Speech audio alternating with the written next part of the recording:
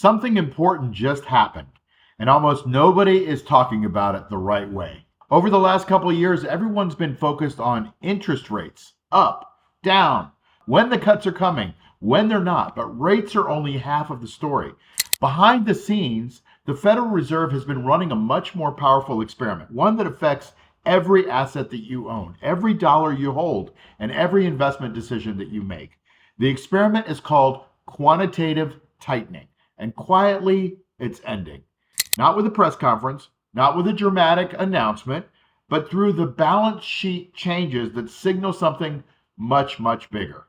That is a shift in the liquidity regime. In this video, I want to walk you through what QT really is and why most people misunderstand it, why the end of QT historically changes asset behavior, and why Bitcoin keeps showing up in this conversation.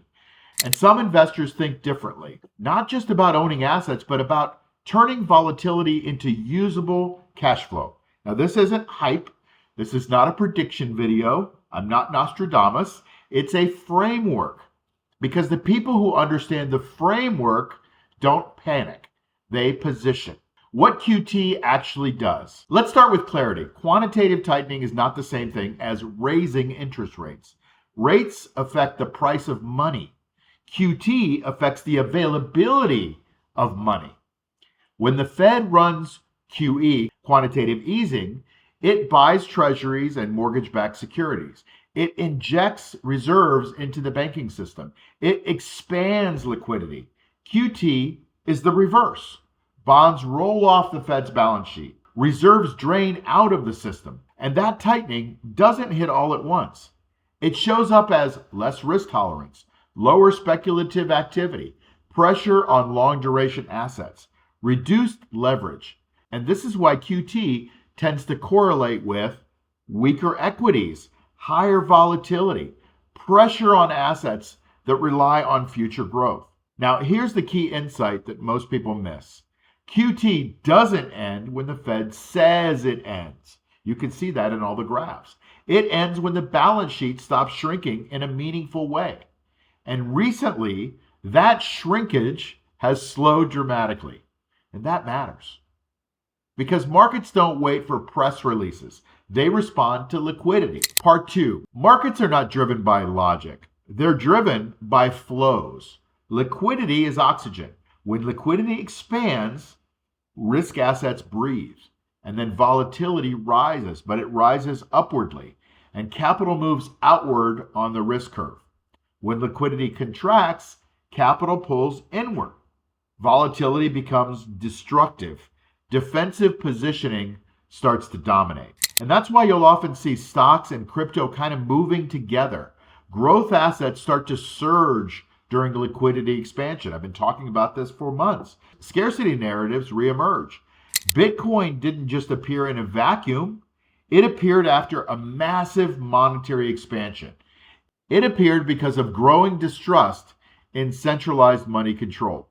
So Bitcoin's narrative strengthens in liquidity transitions, especially when people start asking, what exactly is my money backed by? You see, when QT slows or stops, the question now shifts from how tight will things get to what happens when the pressure releases. You see, Bitcoin's not a stock. It's its own animal. It's not a company. It's not a cash flowing asset by default. It's a monetary mirror. It reflects trust in central banks, confidence in currency stability, and it reflects the credibility of monetary policy. When liquidity expands aggressively, Bitcoin tends to respond, not instantly, but structurally. Not because it's digital gold in a slogan sense, but because it has a fixed supply, scarcity, right? No central issuer, no one person sitting next to a pile of cash that they can spend, no balance sheet manipulation, no policy committee. And that doesn't make it immune to volatility. It just makes it honest. And here's where things get really interesting. As Bitcoin matured, something changed. Institutions got involved. Vehicles were created. Structures formed around it. Bitcoin stopped just being something that you owned and became something that you could strategize around. Now, the thing is, most investors will never really custody Bitcoin directly. Instead, they access it through ETFs or exchange traded funds like IBIT, or proxy companies like MicroStrategy, now called Strategy, symbol MSTR. And these vehicles matter because they sit inside traditional brokerage accounts. They integrate with portfolio strategies and they allow risk management tools like options. And this is a critical distinction. Owning an asset is one thing, managing the behavior of an asset is a totally different thing.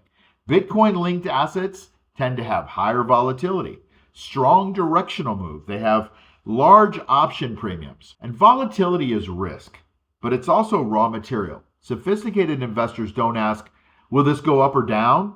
Instead, they ask, how does this behave and how can I structure around that behavior? And here's where most investors stop thinking. They just buy. They hope. They wait. But there's another mindset, one that treats volatility as something to work with, not fear. You see, options exist for one reason, to price uncertainty.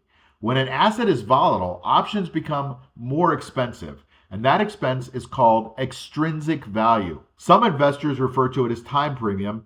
Others, like me, simply call it the juice.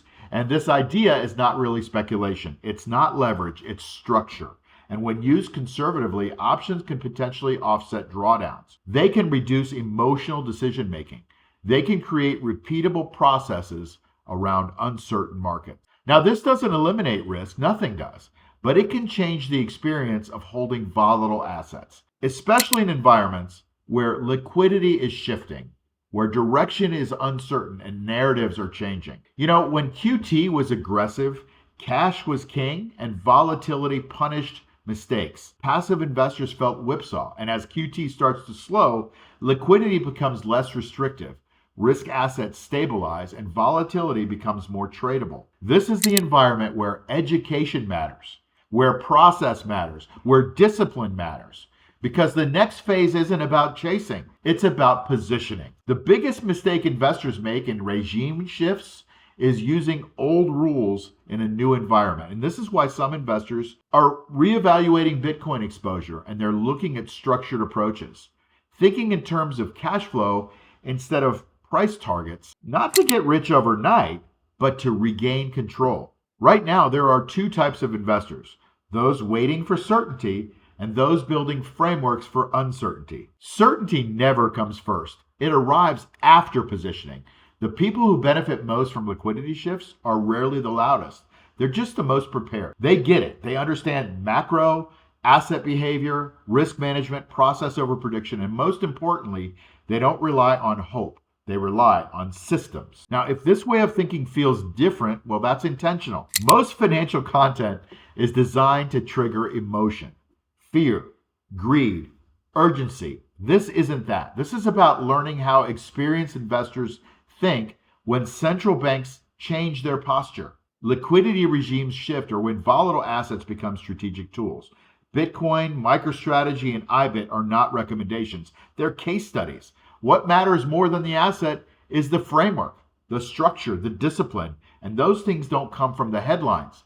They come from education. So the Fed ending quantitative tightening doesn't mean that everything goes up. It just means that the rules are changing. And when the rules change, the people who thrive stop reacting and start structuring, focusing on cash flow behavior, not just price. And if you want to learn how experienced investors think about volatility and options and income-oriented strategies and positioning through macro transitions like this, well, that's a conversation worth continuing. Not with hype, not with predictions, but with process. Stay in touch. Thanks for watching.